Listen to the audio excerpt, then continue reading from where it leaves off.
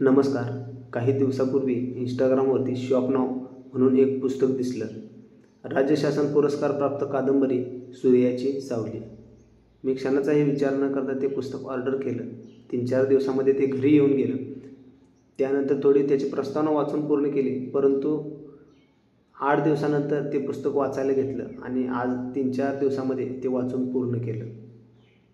नितीन थोरात सरांची ही कादंबरी सूर्याची सावली समाजाचं वास्तव आणि एका बापाचे मुलाला शिकवण्याची धडपड आणि अंधश्रद्धा या तिन्ही गोष्टीचा मिलाप म्हणजे हे पुस्तक सूर्याची सावली.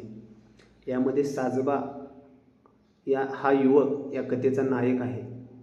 सावकारी कर्जाला कंटाळून काबाड कष्ट करून देखील हे कर्ज फिटत नाही आणि शेवटी पर्याय म्हणून त्याला त्याचं गहाण ठेवावं लागतं आणि त्याचा संसार उघड्यावर पडतो. आपली पत्नी आणि छोटा मुलगा याला घेऊन तो घराबाहेर पडतो. मैलोन मैल गावोगावी हा पायी चालत हिंडतो. कधी भीक मागतो तर कधी कष्ट करून आपल्या मुलाला दूध पाजतो आणि आपल्या पैशातून थोड्याफार पैशातून आपलं पोट भरतो. असं गावोगाव फिरत तो एका गावी पोचतो. त्या गावी त्या टेकडीवर राहतो. ती टेकडी ज्याला ते गाव भूताची टेकडी म्हणत असतं. वर्षानुवर्ष त्या गावात आख्यायिका चालत आलेली आहे की त्या टेकडीवर जाणारा माणूस परत येत नाही. मग साजबा नावाचा हा युवक आणि त्याची पत्नी छोट्याशा मुलासोबत कशी त्या टेकडीवर राहिली असं गावातल्या लोकांना प्रश्न पडला आणि त्यांच्याकडे एक दैवी शक्ती आहे असा त्यांचा भ्रम होतो आणि त्या भ्रमातून गावचे लोक त्या साजबाच्या पाया पडू लागतात. त्याला अक्षरशः लोटांगण घालू लागतात. अशा पद्धतीनं हा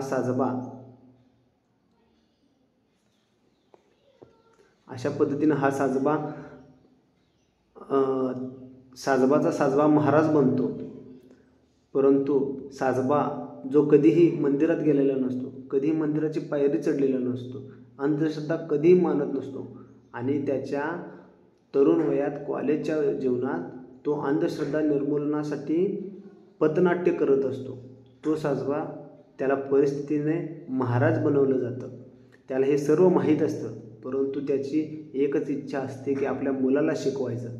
त्यामुळं तो हा वेश धारण करतो आणि महाराज बनतो. त्यामध्येच त्याच गावच्या पाटलाच्या मुलाला आयुर्वेदिक उपचारानंतर बरा केल्यानंतर हा साजबा याच्यामध्ये खरीच दैवी शक्ती आहे आणि हा खराच आपल्या गावाला तारू शकतो असा शिक्का त्याच्यावर मारला जातो आणि तो साजबा महाराज आणि त्याचा दरबार भरला जातो. त्या माध्यमातून तिथे त्या गावामध्ये मंदिर बांधलं जातं. तो जिथे राहतो त्यासाठी त्या गावचा पाटील त्याला खोली बांधून देतो. तिथे हजारो लोक येऊ लागतात. त्यावेळी त्यानंतर तिथे धर्मशाळा बांधली जाते. त्यातून मिळणाऱ्या पैशातून शाळांना मदत देखील केली जायची. परंतु साजबाला हे सर्व माहीत असतं की ही लोक जी माझ्याकडे येतात ती पूर्णपणे अंधश्रद्धाळू आहेत आणि आपण काहीतरी चुकीचं करतो ही जाणीव त्याच्यामध्ये सारखी असते. परंतु त्याचं एकच ध्येय असतं की यातून आपल्या मुलाच्या शिक्षणाचा खर्च फक्त आपण करायचा, त्याच्या व्यतिरिक्त एकही पैसा आपण घ्यायचा नाही. आणि त्याचा दरबार भरू लागतो. प्रचंड दरबारातून पैसे येतात, परंतु दिवसाला 150 रुपये असे करून आपण पैसे जमवायचे आणि 8 वर्षामध्ये आपण 5 लाख रुपये मिळवून त्यामध्ये आपल्या मुलाचं डॉक्टरीचं शिक्षण आणि त्याचा दवाखाना त्यातून पूर्ण करायचा एवढं फक्त त्याचा मानस असतो. त्याच्याकडे आत्ता 1,30,000 रुपये साठलेले आहेत आणि 3,70,000 साठवायचे आहेत. असा हा विचार करत तो असतो. 8 वर्षाची सगळी गोळाबेरीज करतो. परंतु त्यावेळीच त्याचा मुलगा 15 वर्षाचा झालेला असतो आणि एका प्रसंगी तो टेकडीवर असताना एक दरबारातील मुलगा बेशुद्ध पडतो. त्यावेळी साजबाचा मुलगा त्या बेशुद्ध मुलाला काही तांत्रिकदृष्ट्या त्याला वैद्यकीय किंवा शाळेत शिकवलेल्या ज्ञानातून तो त्या मुलाला जागा करतो आणि तिथे आणखी एकदा एक प्रसार होतो की साजबाचा मुलगा देखील महाराज आहे आणि तोच साजबाचा वारसा पुढे चालवू शकतो.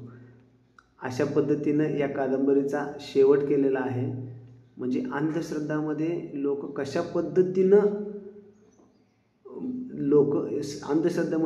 कशा पद्धतीनं वाहत जातात आणि अंधश्रद्धा त्यांच्या डोक्यावर कशी हावी होते याचं सखोल वर्णन या सूर्याची सावली या कादंबरीमध्ये केलेलं आहे. आपण जरूर ही कादंबरी वाचावी. वाचायला बसलं की खिळवून ठेवणारी कादंबरी आहे.